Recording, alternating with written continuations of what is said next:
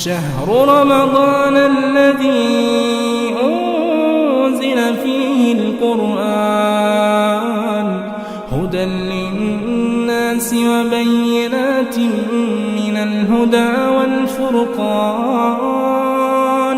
فمن شهد منكم الشهر فليصمه ومن كان مريضا أو على سفر فعدة من أيام أخر۔ قرآن حکیم کے دوسرے پارے کی تفسیر کا خلاصہ پیش خدمت ہے۔ شروع میں تحویل قبلہ کی بحث چل رہی ہے۔ آپ کو معلوم ہے کہ پہلے مسلمانوں کا قبلہ بیت المقدس تھا، تو جب تک آپ مکہ میں تھے تب تک اس طرح کھڑے ہوتے تھے نماز میں کہ کعبہ بھی آپ کے سامنے ہوتا اور بیت المقدس بھی۔ لیکن جب آپ مدینہ چلے گئے تو اب یہ ممکن نہیں رہا، تو آپ نے وہاں 16 یا 17 مہینے بیت المقدس کی طرف منہ کر کے اس کی طرف رخ کر کے نماز پڑھی۔ لیکن آپ کی تمنا یہ تھی کہ آپ کا قبلہ بیت الحرام بنا دیا جائے جو تمام انبیاء کا قبلہ ہے، اور اس کے لیے بار بار آپ کی نگاہیں آسمان کی طرف اٹھتی، یعنی آپ آسمان کی طرف نگاہ اٹھاتے، کہتے کچھ نہیں تھے کہ دل میں میرے یہ ہے میرے رب کہ ہمارا قبلہ کعبہ بنا دیا جائے،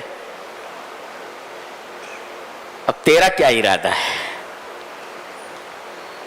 میرا ارادہ تو یہ ہے کہ میرا قبلہ مسلمانوں کا قبلہ کعبہ بنا دیا جائے، تیرا کیا ارادہ ہے؟ اس کے لیے آپ کی نگاہیں بار بار آسمان کی طرف اٹھتی، یہاں تک کہ اللہ تبارک و تعالی نے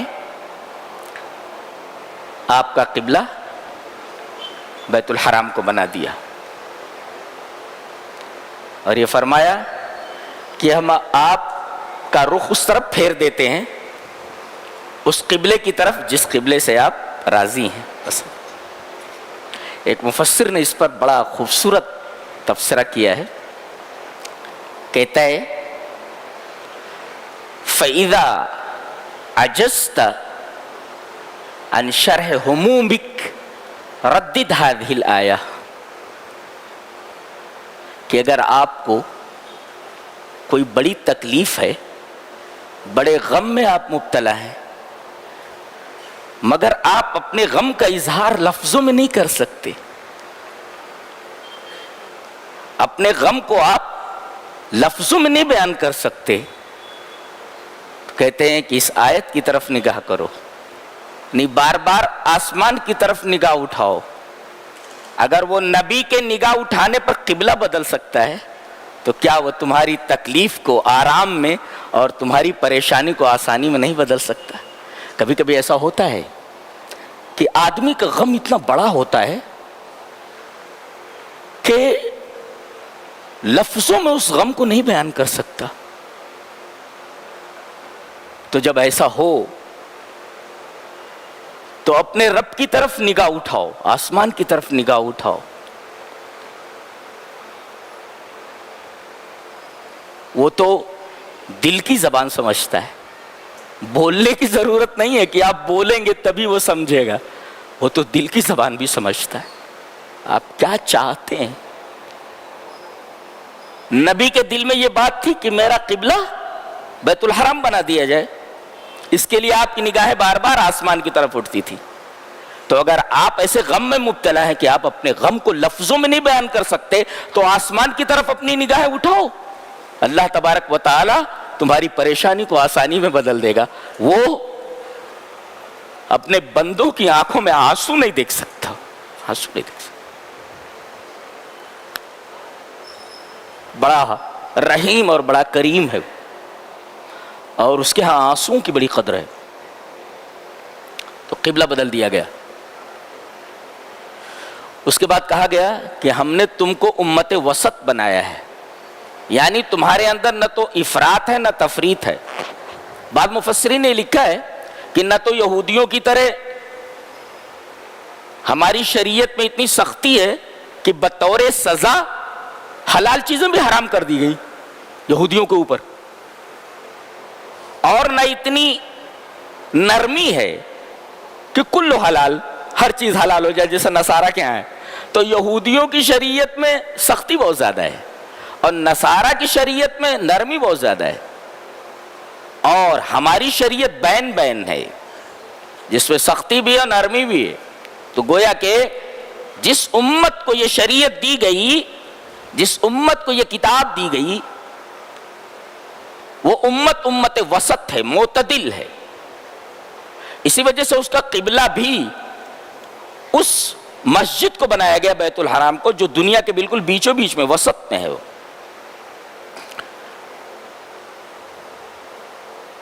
اب قبلہ جب تبدیل کر دیا گیا تو اب لوگوں کو کچھ شوشہ ہاتھ آنا تھا، شوشہ مل گیا۔ کہتے محمد کو کیا ہو گیا، کبھی اس قبلے کی طرف رک کر کے نماز پڑھتے ہیں، کبھی اس قبلے کی طرف رک کر کے نماز پڑھتے ہیں، ارے ان کا کوئی سٹینڈ ہے یا نہیں ہے، کوئی موقف ہے یا نہیں۔ اس کا جواب دیا گیا کہ اس طریقے کے اعتراض کرنے والے سفیہ ہیں، بے وقوف۔ سیقول السفہاء، السفہاء الجہال من الناس، جاہل لوگ اس طریقے کا اعتراض کرتے ہیں۔ اور فرمایا گیا قل للہ المشرق والمغرب، مشرق اور مغرب سب اللہ ہی کا ہے۔ یہ دیکھو، تو جب تمام سمتیں اللہ کی ہے تو وہ جس سمت کی طرف رخ کر کے نماز پڑھنے کے لیے کہے اس طرف رخ کر کے نماز پڑھنے لگو، اعتراض کی کون سی بات ہے جب مشرق اور مغرب اللہ ہی کا ہے۔ تو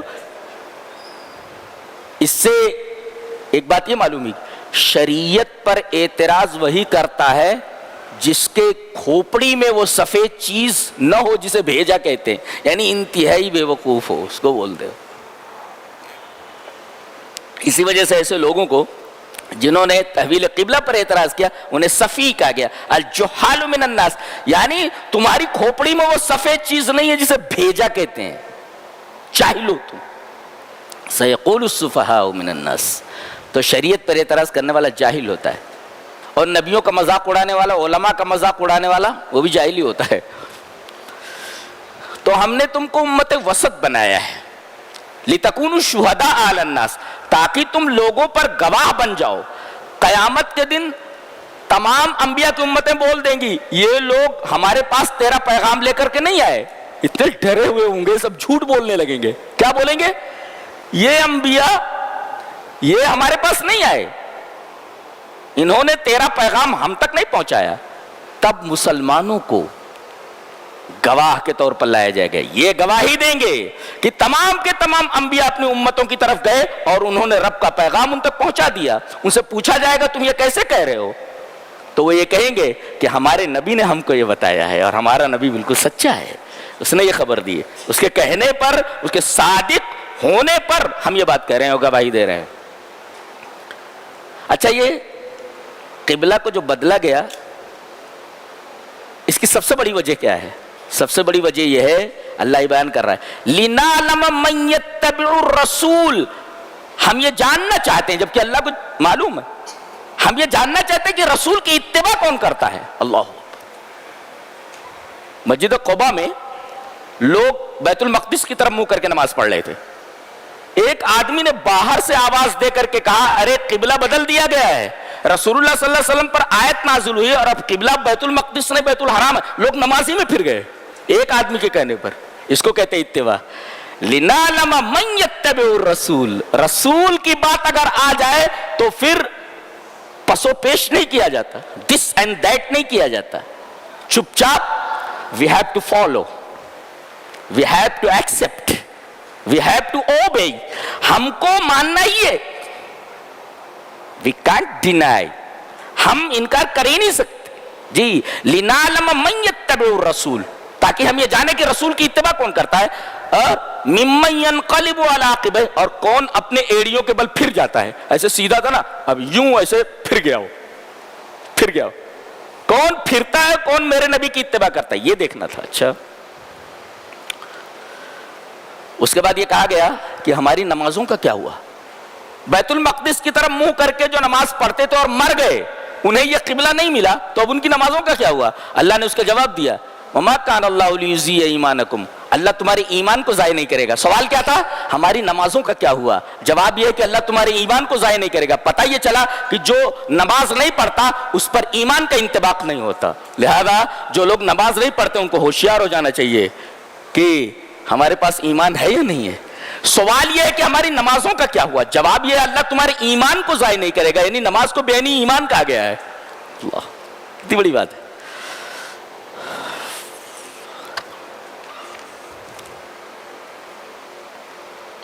اچھا یہ سب کیوں کرتا ہے آدمی؟ جیسے ایک بات اور کہی گئی کہ الذین آتیناہم الکتاب یعرفونہ کما یعرفون ابناءہم، یہ میرے نبی کو، یعنی یہودی جن کو ہم نے کتاب دی ہے، یہ میرے نبی کو اس طرح پہچانتے ہیں جیسے اپنے بیٹوں کو پہچانتے ہیں۔ حضرت عمر ابن خطاب نے یہودیوں کے ایک بہت بڑے عالم ہے کعب ابن احبار، ان سے پوچھا کیا تم محمد کو پہچانتے ہو صلی اللہ علیہ وسلم؟ کن سے پوچھا؟ حضرت عمر نے کعب ابن احبار سے کہ تم محمد کو پہچانتے ہو؟ بولے اس طرح پہچانتا ہوں جیسا اپنے بیٹے کو پہچانتا ہوں، اس لیے کہ تورات میں بڑی باریک بینی سے، بڑی باریکی سے محمد صلی اللہ علیہ وسلم کے اوصاف بیان کیے گئے ہیں۔ اللہ، تو میں اس نبی کو ایسے ہی پہچانتا ہوں جیسے اپنے بیٹے کو پہچانتا ہوں۔ سوال یہ ہے کہ جب نبی کو اس طرح پہچانتے تھے یہودی جیسا اپنے بیٹے کو پہچانتے تھے، تو انہوں نے نبی کے اوپر بیعت نہیں کی، نبی کو کیوں نبی تسلیم نہیں کیا، نبی کی زندگی پر مخالفت کرتے رہے؟ اس کی وجہ بتائی گی۔ ایک چیز آڑے آتی ہے قبول حق کے، حق کو قبول کیوں نہیں کرتا آدمی؟ وَلَئِنِ اتَّبَعْتَ أَهْوَاءَهُمْ، آدمی خواہش نفس کے راستے پر چلا جائے، اتباع نبی کے بجائے اتباع خواہش نفس کرنے لگا۔ وَلَئِنِ اتَّبَعْتَ أَهْوَاءَهُمْ، ہوا مانے ہوا کی جمع ہے، ہوا مانے خواہش نفس، یعنی دل جو بولتا ہے اس کی اتباع کرتا جائے۔ بعض لوگ فلموں میں بولتے ہیں نا، دل جو کہے وہ کر، ارے دل جو کہے وہ کر، یہ کیا بات ہوئی؟ یعنی خواہش نفس جو کہے وہ تم کرو، کیا بات ہے؟ فرمایا گیا وَلَئِنِ اتَّبَعْتَ أَهْوَاءَهُمْ، آدمی حق کو قبول کیوں نہیں کرتا؟ خواہش نفس اس کے آڑے آ جاتی ہے، اس وجہ سے بتایا گیا۔ کیا کتاب ہے بھی، جو بھی سوال اٹھتا اس کا جواب دیتی ہے۔ اللہ، اس کے بعد کہا گیا فَلَا تَخْشَوْهُمْ وَاخْشَوْنِ، تم لوگ لوگوں سے مت ڈرو، مجھ سے ڈرو۔ ایک مفسر لکھتا ہے علاج الخوف من الناس ان تحیی فی قلبک الخوف من اللہ، اگر لوگوں سے ڈر کا علاج چاہتے ہو، تم کسی آدمی سے ڈر رہے ہو، لوگوں سے ڈر رہے ہو، تو جانتے ہو ایک کام کرو، لوگوں کا ڈر تمہارے دل سے نکل جائے گا۔ ان تحیی فی قلبک الخوف من اللہ، اللہ کا ڈر دل میں بسا لو، لوگوں کا خوف تمہارے دل سے نکل جائے گا۔ فرمایا گیا فلا تخشوہم واخشون، ان سے نہ ڈرو مجھ سے ڈرو، یہ مطلب ہوا نا، ان سے نہ ڈرو مجھ سے ڈرو، یعنی ان کا خوف دل سے نکال کر کے، بلکہ ایسا کرو کہ میرا خوف اپنے دل میں بٹھا لو، لوگوں کا خوف آٹومیٹیکلی تمہارے دل سے نکل جائے گا۔ تو ہم کو لوگوں سے ڈرنے کی ضرورت نہیں ہے، ارے یہ صاحب ہمارے لیے نقصان دہ ہے، فلاں حکومت ہمارے لیے نقصان دہ ہے، فلاں پارٹی ہمارے لیے نقصان دہ، یہ سب کچھ بھی نہیں ہے۔ فلا تخشوہم واخشون، اللہ نے اس کا علاج بتا دیا ہے، اپنے دل میں اللہ تبارک و تعالیٰ کا خوف زندہ کر لو، لوگوں کا خوف آٹومیٹیکلی تمہارے دماغ سے نکل جائے گا، تمہارے دل سے نکل جائے گا۔ کیا کتاب ہے، تمام مسائل کا حل، تمام مشاکل کا حل پیش کرتی ہے یہ کتاب، جس کو ہم نے چھوڑ رکھا ہے، جس کے بارے میں ہم کو کچھ معلوم نہیں۔ اگلا ٹکڑا وَلِأُتِمَّ نِعْمَتِي وَلَعَلَّكُمْ تَهْتَدُونَ، تاکہ میں اپنی نعمت پوری کروں تمہارے اوپر اور تاکہ تمہیں ہدایت ہو۔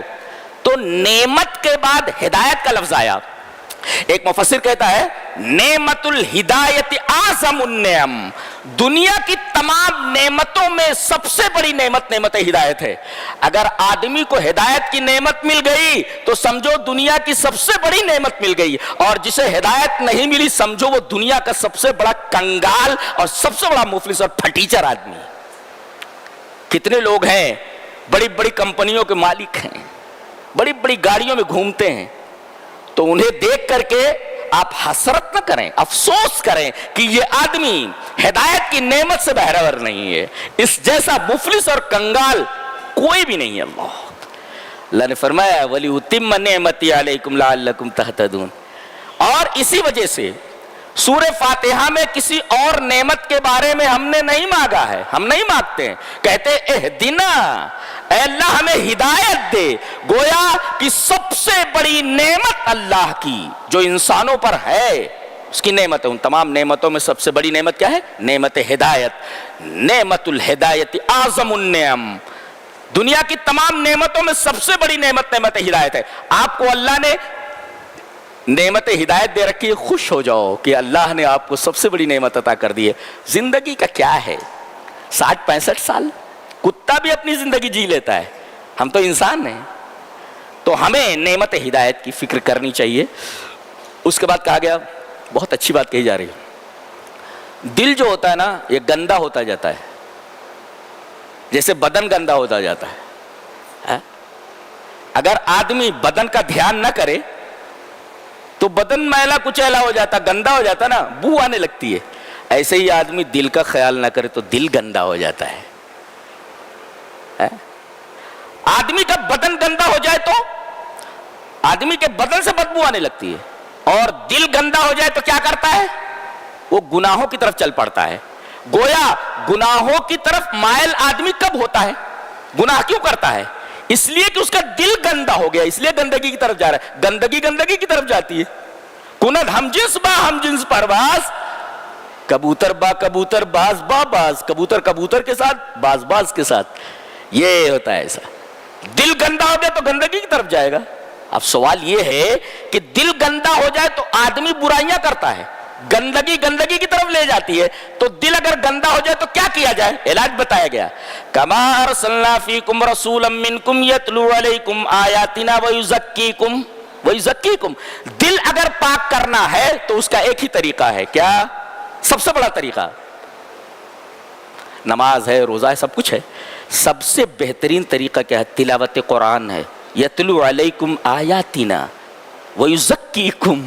دیکھ رہے ہیں آپ، تلاوت آیات کے بعد فوراً تزکیہ ہے. یہ سمجھ میں آیا؟ دل گندا ہو جائے تو آدمی معاصی اور گناہوں کی طرف مائل ہوتا ہے. گندگی کو کھینچتی ہے. اب اس گندگی کو دل سے دور کرنا ہے تو کیا کرنا ہے؟ بتایا گیا علاج.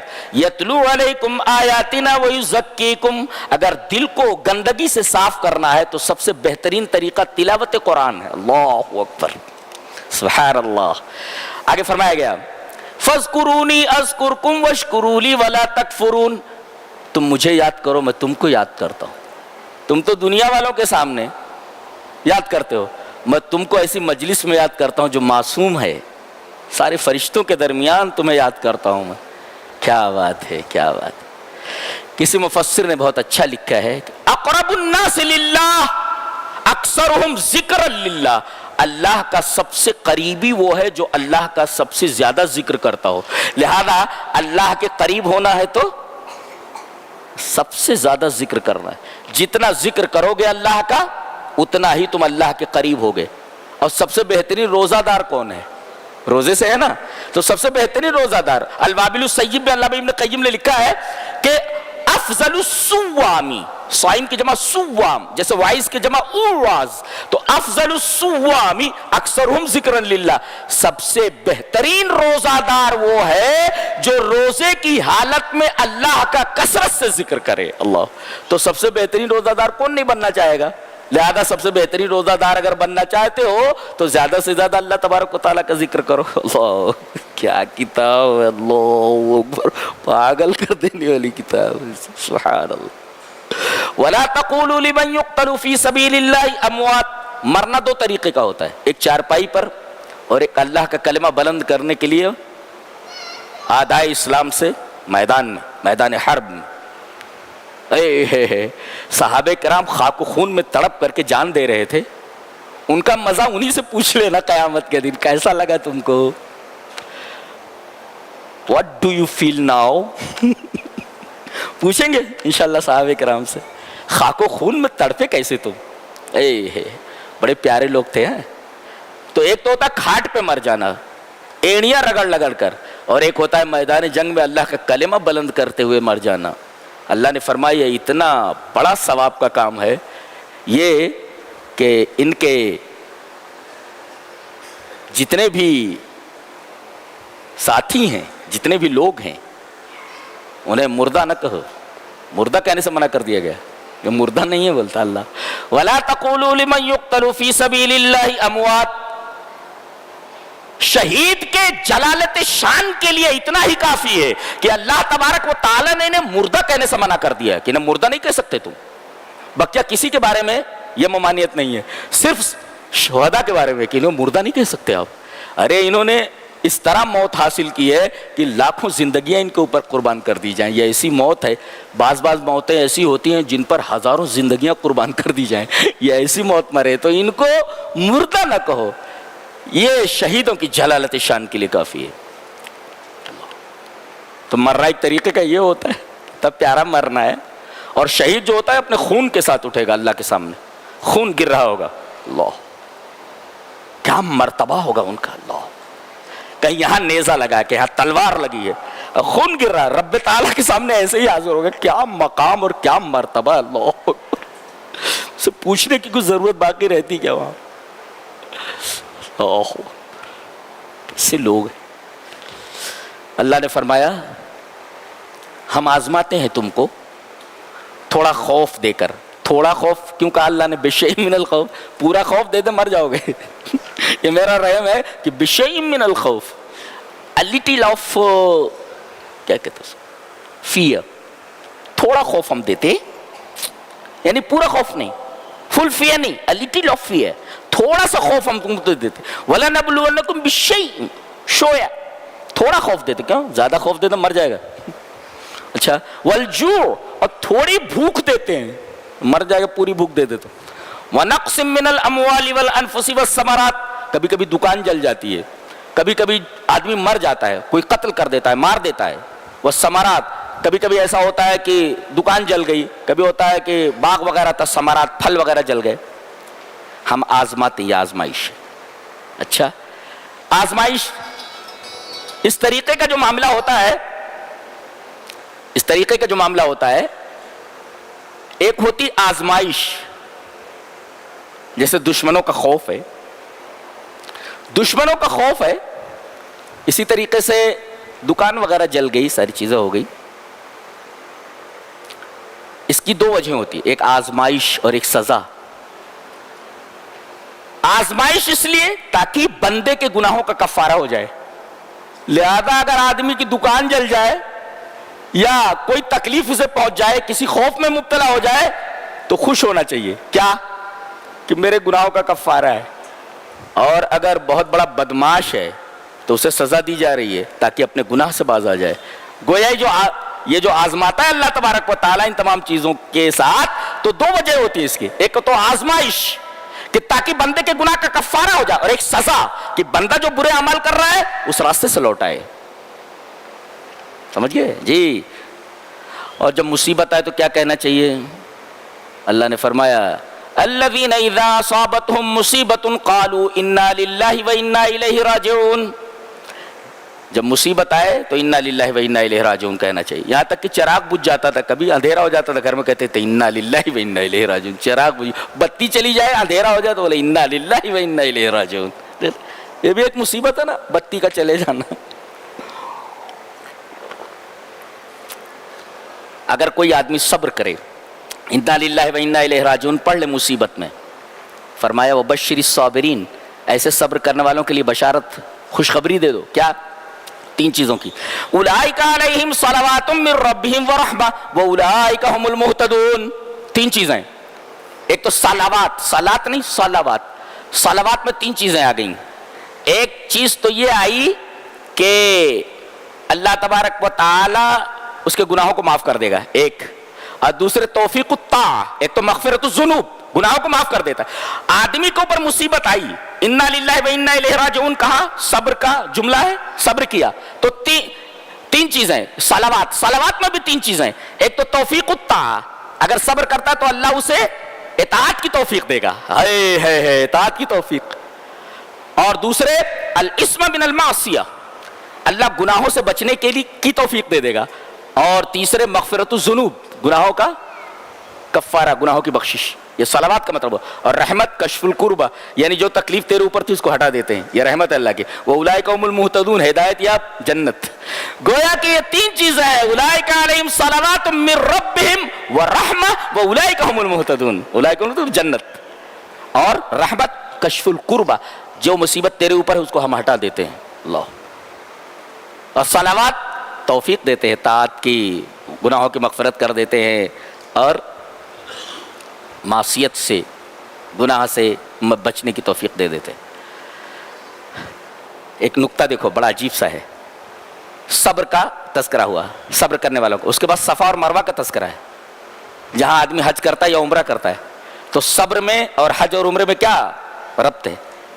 ربط یہ ہے کہ صبر کرنا یہ نفس کے اوپر شاق ہے, نفس کو مشقت ہوتی ہے, اور حج عمرے میں بدن کو مشقت ہوتی ہے. لہذا اس کے مان بعد ان الصفا والمروہ من شعائر اللہ لایا گیا. نہیں سمجھے آپ؟ پہلے صبر کا تذکرہ ہوا صابرین کا, اس کے بعد صفا اور مروہ کا تذکرہ ہوا. ان دونوں میں ربط کیا ہے؟ تو صبر آدمی کرتا ہے تو نفس کے اوپر بوجھ پڑتا ہے, نفس کو تکلیف ہوتی ہے جو اندر ہے. اور صفا اور مروہ جب حاجی حج کرنے کے لیے عمرے کے لیے جاتے ہیں تو بدن کو تکلیف ہوتی ہے. تو نفس اور بدن دونوں کی تکلیفوں کو ایک ساتھ ذکر کر دیا گیا. اور یہ بھی کہ صبر اگر دیکھنا ہے تو میری ایک بندی تھی, اس نے صبر کیسے کیا تھا, صفا اور مروہ پر دوڑی تھی. میری ایک بندی تھی ہاجرہ, صبر دیکھو. اگر پریکٹیکل دیکھنا چاہے تو صبر کسے کہتے ہیں؟ صبر یہ ہے جو میری ایک بندی نے کیا تھا. اس وجہ سے صفا اور مروہ کا تذکرہ ہے تاکہ صبر کرنے والوں کے دل کو قرار آ جائے کہ بھئی ہماری جو مصیبت چھوٹی ہے, وہ عورت ہو کر کے دیکھو صفا اور مروہ اپنے بچے کو بچانے کے لیے دوڑ رہی ہے کہ پانی مل جائے اس کو. ان الصفا والمروہ من شعائر اللہ. اس کے بعد یہ کہا گیا کہ جو لوگ علم کو چھپاتے ہیں ان کے اوپر اللہ کی لعنت ہے اور لعنت کرنے والوں کی لعنت ہے. ایک مولوی نہیں, وہ بہت بڑا جاہل ہے, تقریر کرتا ہے, مفتی گمراہ ہو سکتا ہے, عالم گمراہ ہو سکتا ہے, حاجی گمراہ ہو سکتا ہے, نمازی گمراہ ہو سکتا ہے, سب گمراہ ہو سکتے ہیں, درگاہ والا گمراہ نہیں ہو سکتا.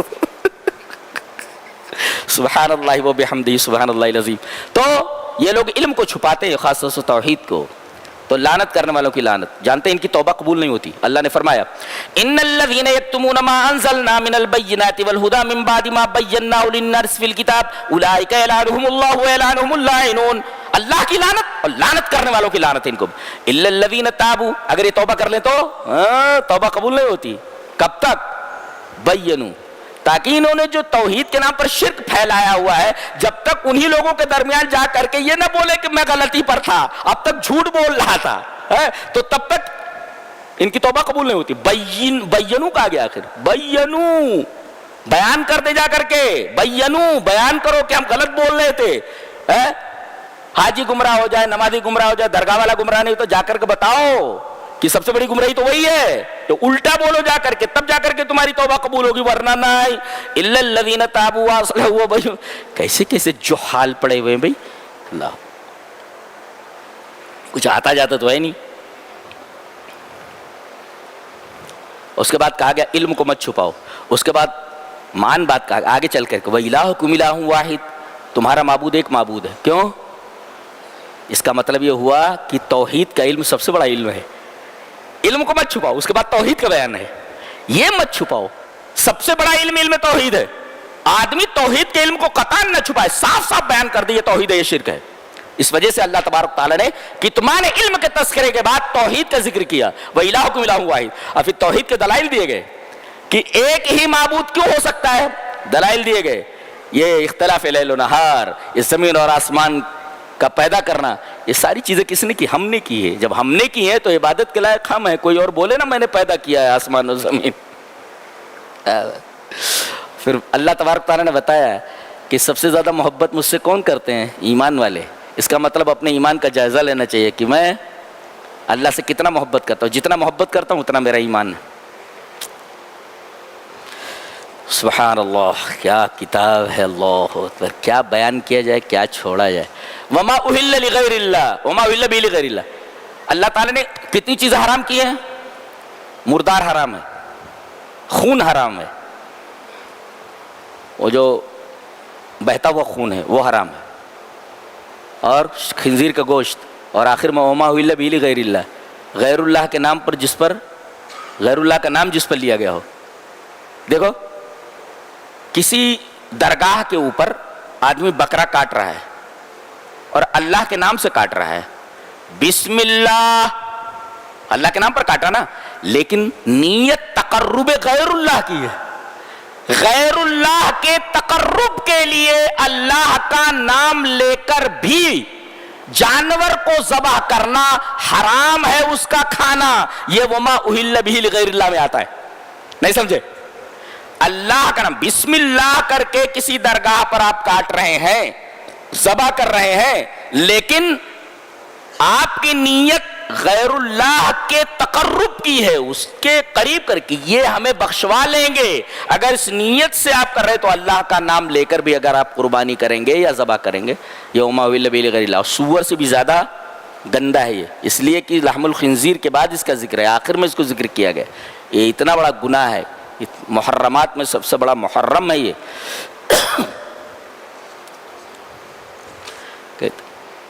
قصاص ہے، آدمی قتل کرے تو اسے قتل کر دیا جائے، چوری کرے تو ہاتھ کاٹ دیا جائے، زانی ہو تو رجم کر دیا جائے، غیر شادی شدہ تو کوڑے لگائے جائیں۔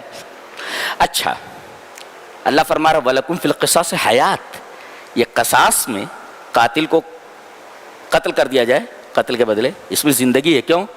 اس لیے کہ اگر اسے قتل نہیں کیا گیا تو کوئی بھی کسی کو قتل کر دے گا، زندگی کہاں محفوظ ہے، لہذا قصاص میں زندگی ہے۔ ایک مرتبہ ہاتھ کٹ گیا چوری نہیں کرے گا، 1000 بار سوچے گا کرنا کہ نہیں کرنا چوری۔ اس کے بعد رمضان کا تذکرہ ہے، کہا گیا شہر رمضان الذی انزل فیہ القرآن، ایک صاحب نے بہت اچھا لکھا ہے، بالقرآن زادت عظمت رمضان فکن انت عظیما بالقرآن، کیا بہترین تفسیرہ ہے۔ وہ کہتے ہیں کہ رمضان 12 مہینے میں اسی مہینے رمضان کی عظمت بڑھ گئی قرآن کی وجہ سے، تو تم بھی قرآن کے ذریعے عظیم بن جاؤ نا۔ قرآن آ گیا مہینے میں تو مہینہ عظیم ہو گیا، تمہارے دل کے اندر آ جائے تو تمہارا دل کیسا ہوگا ذرا اندازہ لگاؤ۔ اگر مہینے میں گھس گیا، یہ مہینے میں آ گیا تو مہینہ بابرکت، جس رات میں آیا وہ رات 1000 مہینے کے برابر، تو جس دل میں آ جائے اس دل کا کیا حال ہوگا اندازہ لگاؤ آپ۔ قرآن حکیم یہ عظمت ہے، جس رات اترا اس رات کی قدر و قیمت اگر آپ اس کے اندر عبادت کریں تو 1000 مہینے کے برابر ہے۔ اللہ اکبر۔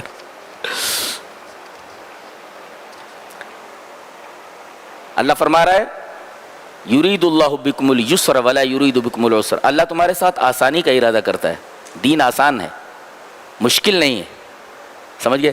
ایک صاحب نے بہت اچھا لکھا ہے کہ لا شک ان الدین یسر، اس میں کوئی شک نہیں، نو ڈاؤٹ، اس میں کوئی شک نہیں کہ دین آسان ہے، ولیکن اہل الاہواء جعلوا اليسر دینا، دین آسان ہے لیکن اپنی خواہش کی اتباع کرنے والے لوگوں نے آسانی کو دین بنا لیا ہے۔ ایک ہے دین کا آسان ہونا، ایک آسانی کو دین بنا لینا، ہم لوگوں نے الٹا کر لیا ہے، ہم لوگوں نے آسانی کو دین بنا لیا ہے۔ کتنا بہترین تفسیر ہے، یاد رہے گا کہ نہیں؟ یاد رہے گا؟ ہاں، دین آسان ہے، اللہ نے دین کو آسان بنایا ہے، مگر خواہشات کی اتباع کرنے والوں نے آسانی کو دین بنا لیا ہے۔ یہ بڑا اچھا تفسیر ہے ان کا جی۔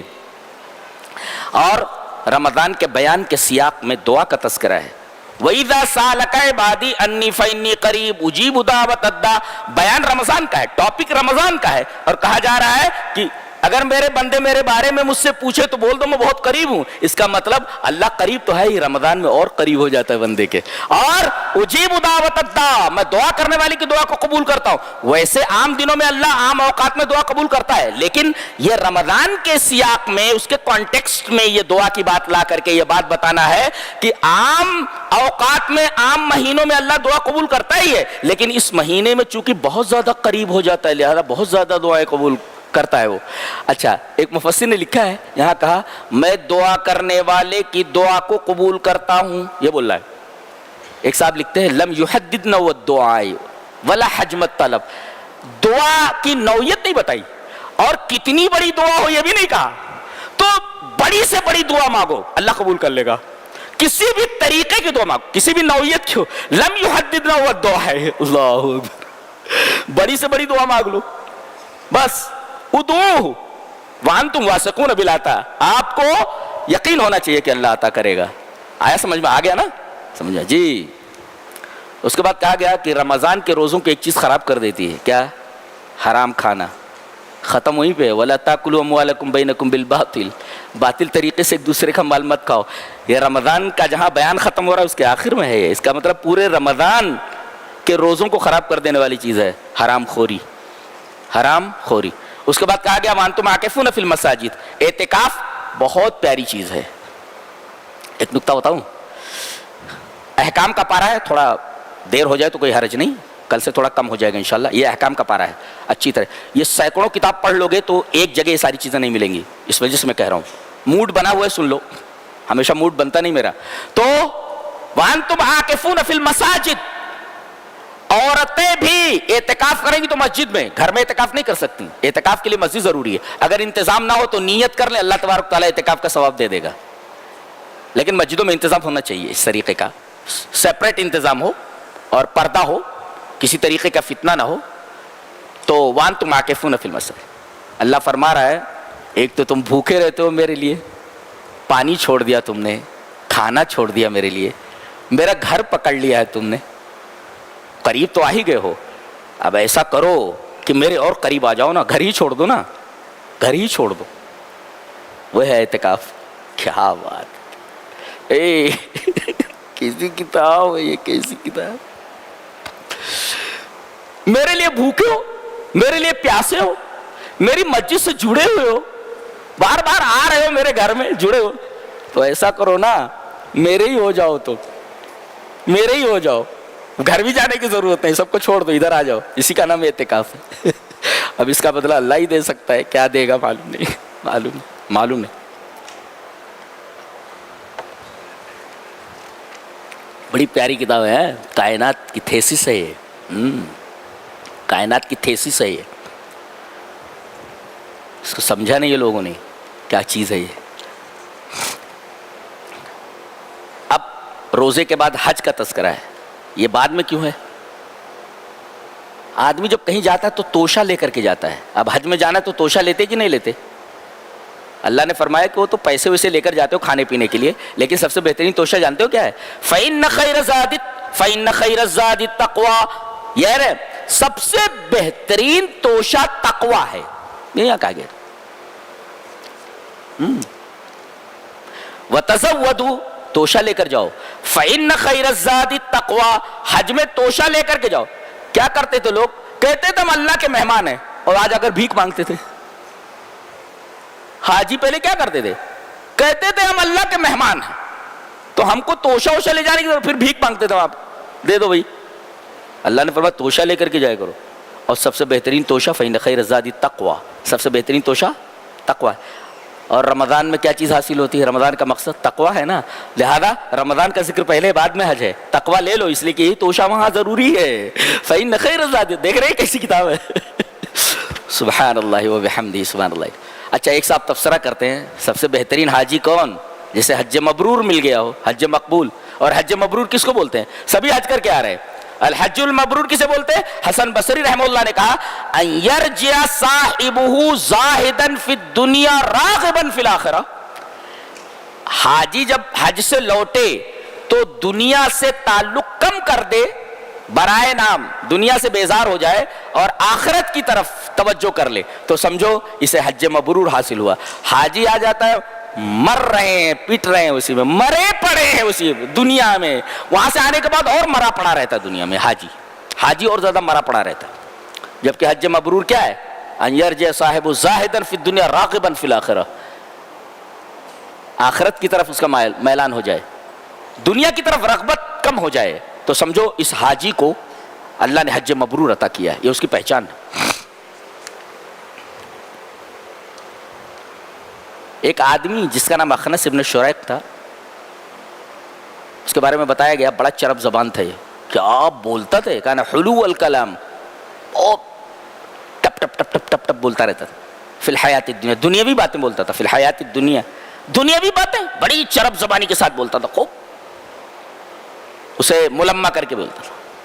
وَيُشْهِدُ اللَّهَ عَلَى مَا فِي قَلْبِهِ, اور بات بات پر اللہ کو اس پر گواہ بناتا تھا.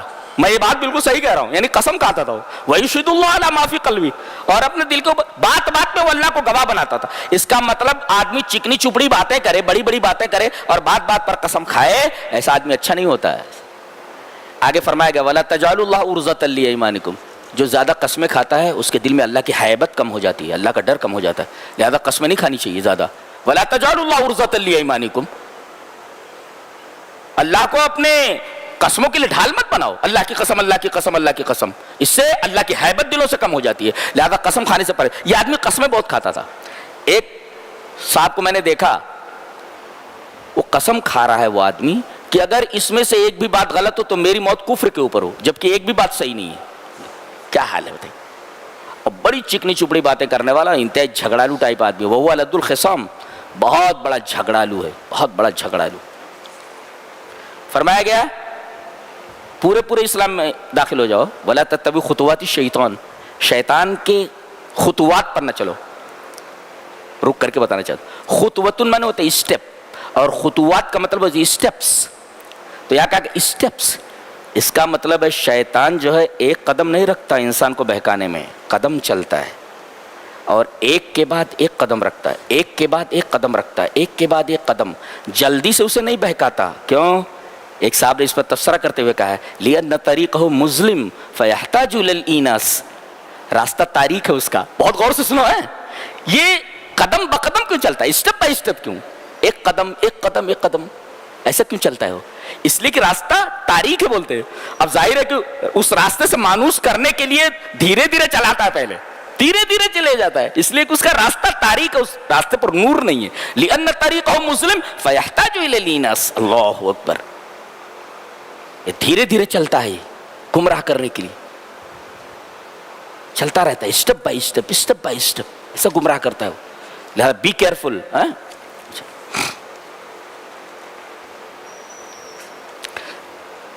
کوئی مسلمان لڑکا غیر مسلم لڑکی سے شادی نہیں کر سکتا، ولا جب تک ایمان نہ لے آئے، ولا تنکحوا المشرکات حتی یؤمن، جب تک وہ لڑکیاں ایمان نہ لے آئے مسلمان لڑکوں سے شادی نہیں کر سکتا۔ اور اسی طریقے سے کوئی لڑکی کافر لڑکے سے شادی نہیں کر سکتی۔ آج تو رواج بن گیا ہے، سب بھاگ رہی ہیں ایک دوسرے کے ساتھ ایسے، انا للہ و انا الیہ راجعون۔ بہت خطرناک بات ہے یہ۔ اس کے بعد یہ کہا گیا کہ ان الذین آمنوا والذین ہاجروا وجاہدوا فی سبیل اللہ اولئک یرجون رحمت اللہ واللہ غفور رحیم۔ یہ لے کر کے جاؤ، آج متوجہ ہو، پوری طرف اٹینٹو ہو میری طرف۔ ٹاپ موسٹ 3 نیکیاں بیان کی گئی ہیں، بہت غور سے سنیے۔ ان الذین آمنوا، ایمان، والذین ہاجروا، ہجرت، وجاہدوا فی سبیل اللہ، اللہ کی راہ میں جہاد کرنا، مر جانا اللہ کی راہ، 3 ٹاپ موسٹ نیکیاں ہیں۔ اس کے بعد کہا جا رہا ہے اولئک یرجون رحمت اللہ، یہ نیکیاں کرنے والے یہ اللہ کی رحمت کی امید کرتے ہیں۔ کیا پتہ چلا؟ یہ ساری نیکیاں، ایمان، ہجرت، جہاد فی سبیل اللہ، اگر ٹاپ موسٹ نیکیاں ہیں، لیکن پھر بھی اللہ کی رحمت نہ ہو تو یہ نیکیاں تمہیں جنت میں نہیں لے جا سکتے ہیں، اللہ کا رحم ضروری ہے۔ کیا بات ہے! ایک بات تو یہ ہے کہ ہو سکتا ہے تمہارا خاتمہ بالخیر نہ ہو، نیکیاں کرتے رہو اور آخر میں جہنم والے راستے کے اوپر مر جاؤ، اور دوسرے یہ کہ اتنی نیکیاں کرنے کے بعد بھی کتنی بھی نیکیاں کر ڈالو، ان الذین آمنوا، ایمان، والذین ہاجروا، ہجرت، اللہ کے گھر چھوڑ دینا، وجاہدوا فی سبیل اللہ، اللہ کے راستے میں جہاد، ٹاپ موسٹ نیکیاں 3۔ اس کے بعد کہا کہ اولئک یرجون رحمت اللہ، ایسی نیکیاں کرنے والے اللہ کے رحم کی امید کرتے ہیں، رحمت کی امید کرتے ہیں۔ کیوں؟ اس لیے کہ کتنے بھی بڑے نیک ہو جاؤ، اگر اللہ کا رحم تمہارے شامل حال نہیں ہوا تم جنت میں نہیں جا سکتے۔ اور یہی مطلب اس حدیث کا جو بخاری شریف میں ہے، لن ینجی احد منکم عملہ، کسی آدمی کو اس کا عمل جنت میں نہیں لے جا سکتا تاہا کہ اللہ تبارک و تعالیٰ کی رحمت اسے اپنی آغوش میں نہ لے لے۔ کیا بات ہے! اس کے بعد کہا گیا کہ کسی کو طلاق دے دیا جائے، کسی لڑکی کو، کسی عورت کو، کتنا انتظار کرے گی؟ غور سے سنیے، مسئلہ ہے یہ۔ اگر اس کو MC نہیں آتی ہے، بچی ہے اور طلاق ہو گیا، یا اتنی بوڑھی ہو گئی ہے کہ وہ MC بند ہو گئی ہے، تو اب اب اگر آدمی ان کو طلاق دیتا ہے جن کو حیض نہیں آ رہا ہے تو عدت 3 مہینہ دیکھا جائے گا، اور اگر حیض آتا ہے تو 3 حیض. یہ اچھی طریقے سے ذہن میں رکھیے. مطلقہ کی عدت کیا ہے؟ اگر حیض آتا ہے تو 3 حیض، اور اگر حیض نہیں آتا تو 3 مہینے. سمجھ میں؟ اور اگر حاملہ ہے عورت، حالت حمل میں بھی طلاق دے سکتے ہیں. اگر حاملہ ہے تو اس کی عدت کتنی ہے؟ اگر 1 گھنٹے کے بعد وضع حمل ہو گیا عدت ختم ہو گئی اس کی جی. اور اگر کسی کا شوہر مر گیا تو اس کی عدت کتنی ہے؟ 4 مہینے 10 دن. یہ سب بیان کیا گیا یہاں پہ. سمجھ میں آ گیا؟ حیض آتا ہے، طلاق دے دیا گیا تو 3 حیض اس کی عدت ہے. 3 حیض گزر گئے، نکل گئی وہ. اچھا، اور اگر حیض نہیں آتا ہے تو 3 مہینے ہے عدت. اور اگر حالت حمل میں طلاق دے دیے، 1 گھنٹے کے بعد اگر وضع حمل ہو گیا، بچہ پیدا ہو گیا، عدت ختم ہو گئی. اور اگر کسی عورت کا شوہر مر گیا تو اس کی عدت کتنی ہے؟ 4 اشہر و عشرہ، 4 مہینہ 10 دن ہے. اتنا سمجھ میں آیا؟ اچھا. اور اگر خلا کرا لے لڑکی خلا کرا لے تو اس کی عدت کتنی ہے؟ 1 حیض ہے. لڑکی کہے کہ میں تیرے ساتھ نہیں رہنا چاہ رہی، میرے کو چھٹی دے دے. اب خلا لے لیتی ہے تو خلا طلاق نہیں ہے، لہذا 1 حیض اس کی عدت ہے. 1 حیض کے بعد اور دوبارہ نکاح کے ساتھ اس کے جا سکتی ہے، دوبارہ نکاح کے ساتھ جا سکتی ہے خلا میں. یہ ہو گیا. اچھا، مہر. ان کی شادی ہوئی کسی لڑکی سے، ہو گئی. مہر متعین ہے، کتنا؟ 1 لاکھ. یہ مل گئے اس سے تنہائی میں، اس کے بعد طلاق ہوتی ہے تو 1 لاکھ پوری دینا ہے طلاق میں. اور اگر ملے نہیں تو آدھی مہر 50,000. ہو گیا. اچھا، ان کا نکاح اس سے ہوا لیکن مہر متعین نہیں کی گئی. اب اگر ملے بغیر طلاق ہو رہی ہے تو 1 جوڑا کپڑا دے دو بس.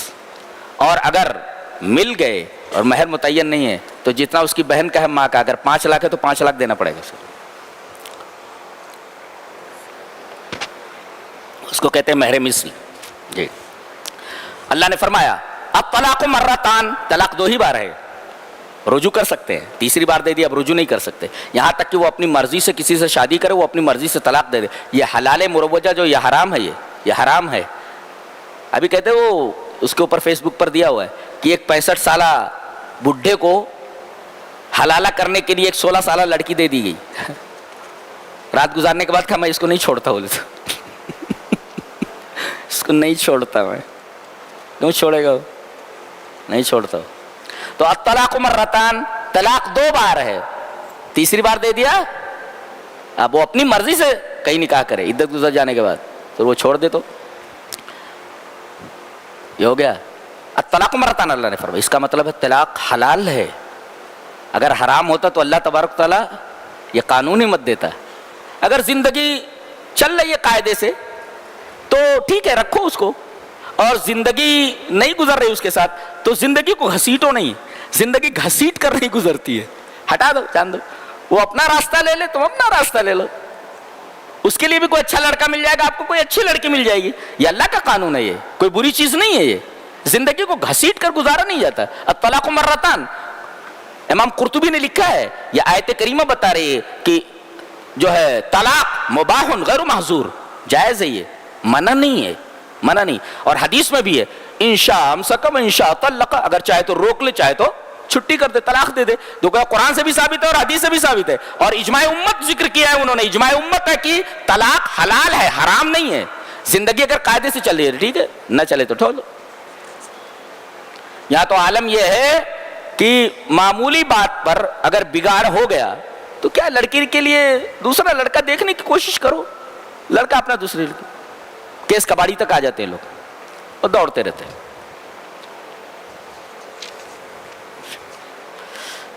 اللہ اکبر، سبحان اللہ، کیا کتاب ہے. اچھا دیکھو کہا گیا حافظوا علی الصلوات والصلاۃ الوسطی، تمام نمازوں کی محافظت کرو اور صلاۃ وسطی کی. خاص طور سے صلاۃ وسطی کی تفسیر کی گئی عصر کی. تو اللہ تعالیٰ نے ڈائریکٹ عصر کیوں نہیں کہہ دیا، صلاۃ وسطی کیوں کہا؟ اس لیے کہ دیکھو ہر نماز بیچ میں آتی ہے.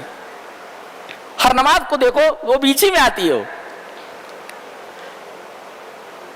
کوئی بھی نماز ایسی نہیں جس کو بیچ میں نہ لایا جا سکے. تو صلاۃ وسطیٰ کی تفسیر بعض لوگوں نے عصر کی نماز کی ہے، اور عصر کی بڑی فضیلت ہے، بڑی فضیلت ہے، چھوڑنا نہیں چاہیے عصر کو. تو یہاں صلاۃ وسطیٰ کیوں کہا گیا؟ عصر ڈائریکٹ کہہ دیا جاتا ہے کیونکہ آدمی یہ دیکھے گا کہ نماز عصر متعین نہیں ہے تو تمام نمازوں کی حفاظت کرنی چاہیے. جیسے لیلۃ القدر متعین نہیں ہے تو آدمی 5 دن تک مسلسل اس کے پیچھے پڑا رہتا ہے اور ثواب زیادہ ہوتا رہتا ہے نا. تو گویا کہ اس کو مبہم رکھنے کی وجہ سے ثواب بڑھتا رہتا ہے نا. جمعہ کے دن ایک ساعت ہے، آدمی اس ساعت میں دعا مانگے دعا قبول ہو جاتی، لیکن متعین نہیں کی گئی، مبہم رکھا گیا تاکہ دن بھر مانگتا رہے اللہ سے دعا. دیکھیے اس میں فائدہ ہے انسان کا. لہذا صلاۃ وسطیٰ کی تفسیر بعض لوگوں نے عصر سے کی ہے اور بعض لوگوں نے کہا کہ کوئی بھی نماز ہو سکتی ہے. اس کے بعد ایک واقعہ بیان کیا جا رہا ہے کہ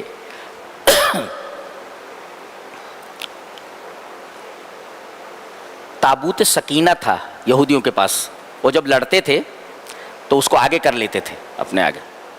اور تابوت سکینہ کا مطلب یہ ہے وہ تابوت ایسے رہتا تھا، اس میں آل موسیٰ اور ہارون کے کچھ بقیات تھے. جیسے بعض لوگ کہتے ہیں کہ اس میں حضرت موسیٰ علیہ السلام کا عصا تھا اور حضرت ہارون کے کپڑے وغیرہ تھے، اس طریقے سے. تو اس کو جب سامنے رکھتے تھے تو جیت ہوتی تھی ان کی اور ان کے دل کو سکون ملتا تھا. لڑائی میں سب سے چیز دل کا سکون ہے. آدمی کے اندر ہیبت طاری ہو جائے گا، بھاگ جائے گا. تو ضرورت ہے کہ سکینت ہو. تو لڑنے کے وقت یہ اس تابوت کو آگے رکھتے تھے تاکہ سکینت ہو. تو جالوت جو تھا جب بنی اسرائیل میں بگاڑ آیا تو وہ حملہ کر کے تابوت سکینہ کو اٹھا لے گیا تھا. وہ کافر تھا. وہ اب یہ بہت روئے گڑ گڑائے تو وقت کے نبی جو تھے شموئیل، انہوں نے جو ہے کہا کہ ایک بندہ ہے طالوت کر کے، ان کو ہم کمانڈر ان چیف بنا دیتے ہیں، بادشاہ بنا دیتے ہیں. ان کی معیت میں اگر لڑائی لڑو گے تو جالوت مارا جائے گا اور تابوت سکینہ تم کو مل جائے گا. بولے اس کی علامت کیا؟ وہ تو غریب آدمی ہے. ارے بولے کمانڈر ان چیف ہونے کے لیے مال نہیں دیکھا جاتا ہے. تم کرو انا لو، اس کے پاس مال کہاں ہے؟ مال نہیں دیکھا جاتا. بہرحال ایک نشانی یہ بتائی گئی، فرشتوں نے لا کر کے تابوت سکینہ کو ان کے گھر کے سامنے رکھ دیا. فرشتوں نے اٹھایا، اس کا مطلب وہ بہت بھاری رہا ہوگا، تبھی تو فرشتے لا کر کے رکھے ہو آپ. بہت بھاری تھا وہ، فرشتوں نے لا کر کے. ہاں تب لوگوں نے کہا اچھا تابوت سکینہ اگر طالوت کے گھر کے سامنے آ گیا تو کمانڈر ان چیف بنا لیا جائے. اب چلے. کتنے تھے پہلے؟ 80,000 تھے پہلے. اور اس کے بعد اللہ تعالیٰ نے ان کو آزمایا ایک نہر کے اوپر. کہا کہ اس میں چھٹنی ہو جانی چاہیے. سارے لوگ ایسے نہیں ہیں، بیکار قسم کے لوگ بھی شامل ہو گئے ہیں. تو ان کو آزمایا جائے ایک نہر پر. ان اللہ مبتلیکم بنہر، ایک نہر پر آزمائش. ابن عباس نے کہا یہ نہر کہاں؟ اردن اور فلسطین کے درمیان. اردن اور فلسطین کے درمیان ایک نہر ہے، وہاں پر آزمایا گیا. وہاں پہنچے، کہا گیا کہ ایک ہاتھ سے کوئی چلو ایک لے سکتا ہے، بس پیٹ بھر کر کے کوئی پانی نہ پیے، دونوں ہاتھوں سے لپ مت لے. اب جن کا ایمان کمزور تھا انہوں نے پی لیا. کل کتنے بچے تھے؟ 313. 80,000 میں چھٹنی جب ہوئی، کہا گیا نہیں کہ اچھے لوگ جو ہوتے حق پر جو ہوتے بہت تھوڑے ہوتے. دیکھو 80,000 میں سے صرف کتنے بچے؟ 313. مفسرین نے لکھا ہے کہ وہی تعداد تھی جو اصحاب بدر کی تھی. طالوت کے لشکر کی تعداد اتنی تھی جتنی اصحاب بدر کی تھی. اور پھر سامنے آئے اور ان کے لشکر میں حضرت داؤد تھے. انہوں نے جالوت کو قتل کیا. پہلے انہوں نے دعا کی، سے اس کا لشکر بہت بڑا تھا. یہ لوگ 313 تھے اور سامنے ہزاروں کا لشکر تھا. انہوں نے دعا کی ربنا افرغ علینا صبرا وثبت اقدامنا وانصرنا علی القوم الکافرین. اے اللہ ہمارے اوپر صبر کو اڈیل دے. صبر دے ایسا نہیں کہا گیا، اڈیل دے. اب یہ پانی پورا کا پورا بدن کے اوپر آ جائے تو اب صبر کہاں رہ گیا؟ اس میں آپ کو دے دیا گیا نا. تو اے اللہ اتنا صبر دے دے کہ زخم لگے تو ہم اف بھی نہ کریں. اللہ. اور ثبت اقدامنا، ہمارے قدموں کو میدان جنگ میں ثابت قدمی دے تاکہ ہم میدان حرب سے بھاگے نا. تلوار لگے، زخم لگے تو ہم کو تکلیف نہ ہو، اتنا صبر دے دے، ہم جزا فضا نہ کریں، چلائیں نا، اور ہمارے قدموں کو ثابت کر دے کہ ہم میدان جنگ میں ٹکے رہیں، بھاگے نا. ایسا ہو گیا. وانصرنا علی القوم الکافرین مظفر، یہ دعا تھی. اللہ تبارک تعالیٰ نے ایک چھوٹی سی جماعت کو بڑی جماعت کے اوپر فتح دیا اور داؤد نے جالوت کو قتل کر دیا. پتہ یہ چلا کہ لشکر سے اور ہتھیاروں سے جنگ نہیں جیتی جاتی، اللہ تبارک تعالیٰ کی مدد سے جیتی جاتی ہے، اور اہل ہمیشہ کم ہی رہیں. اس کے بعد کہا گیا انک لمن المرسلین. یہ جو چیزیں ہم بیان کر رہے ہیں واقعات، آپ مرسلین میں سے ہیں، اس لیے کہ آپ تو پڑھے لکھے نہیں ہیں، آپ کسی اسکول کے اندر نہیں گئے اور یہ آپ ساری چیزیں بتا رہے ہیں جو تورات اور انجیل میں ان کی کتابوں میں اس کا مطلب یہ ہوا کہ آپ سچے رسول ہیں، اس لیے کہ آپ نے کہیں پڑھا نہیں ہے. تو یہ دوسرے پارے کا خلاصہ تھا. اللہ تبارک و تعالی ہمیں نیک عمل اور اچھی سمجھ کی توفیق عطا فرمائے. وآخر دعوانا الحمدللہ رب العالمین.